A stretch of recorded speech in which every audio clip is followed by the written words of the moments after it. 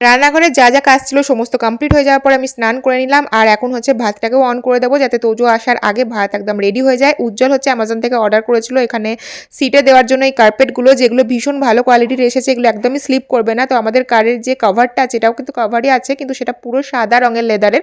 তো সেখানে অনেক সময় তোজো হয় জুতো পরে পা উঠিয়ে বসে যায়, বাচ্চা ছেলে যেরকম হয়, তখন দাগ লেগে যাওয়ার একটা ভয় থাকে। বুঝতেই পারছো, প্রথম গাড়ি, নিজের গাড়ি, সেটার আলাদাই ইমোশন থাকে।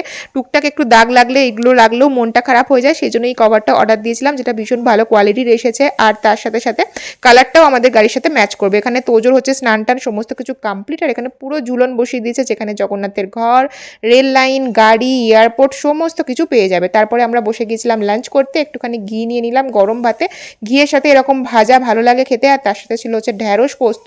আর আজকে মাছ বানানো হয়েছিল একদম পাতলা করে আলু ঝিঙে দিয়ে, তার সাথে লেবু দিলে তো আরোই ভালো হয়ে যায়। আর তারপরে দেখো দুপুরবেলায় চারিদিকে কালো মেঘ এসেছে।